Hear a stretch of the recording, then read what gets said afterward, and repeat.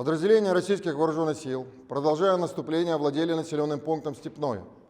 Группировка войск Луганской Народной Республики ведет наступательные действия в северо-восточных районах города Северодонецк. Утром 14 марта высокоточным оружием большой дальности нанесен удар по объектам военной инфраструктуры Украины. В результате удара выведены из строя узлы связи, ретрансляции и коммутации в населенных пунктах Федоровка, Винаровка, Антополь. Кроме того, на территории завода «Антонов» вблизи Киева уничтожен крупный склад боеприпасов к реактивным системам залпового огня, с площадок которого велся огонь по подразделениям российских войск.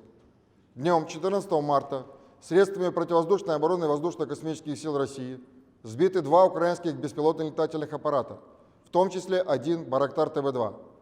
Оперативно-тактической, армейской и беспилотной авиацией поражены 86 объектов вооруженных сил Украины, в том числе 4 пункта управления узла связи, 3 зенитных ракетных комплекса, 1 радиолокационная станция и 1 станция радиоэлектронной борьбы, 3 склада боеприпасов и горюче-смазочных материалов, 68 мест скопления боевой техники.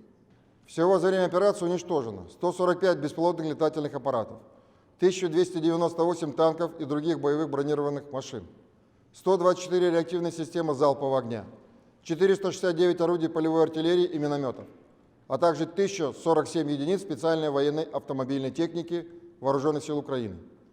Киевский режим продолжает применять тактику террора, используя наиболее разрушительные виды оружия против мирного населения и гражданской инфраструктуры. Ранее мы довели информацию о последствиях сегодняшнего удара украинской тактической ракеты «У» с кассетным боеприпасом по густонаселенному кварталу города Донецк. В ответ на эти действия Вооруженные силы Российской Федерации примут оперативные меры по выводу из строя предприятий оборонно-промышленного комплекса Украины, осуществляющих производство, ремонт и восстановление вооружений, которые националисты используют для совершения военных преступлений. Призываем граждан Украины, работающих на данных предприятиях, а также жителей близлежащих жилых домов, покинуть потенциально опасные зоны. Ряд западных стран на государственном уровне поощряют участие своих граждан в качестве наемников Украины в боевых действиях против подразделений российских войск. Вся дальнейшая ответственность за гибель этой категории иностранных граждан на Украине лежит только на руководстве этих стран. Все места нахождения иностранных наемников на Украине нам известны. По ним и впредь будут наноситься точечные удары, подобные уничтожению 13 марта учебных центров в населенном пункте Старичи и на военном полигоне Яворовский.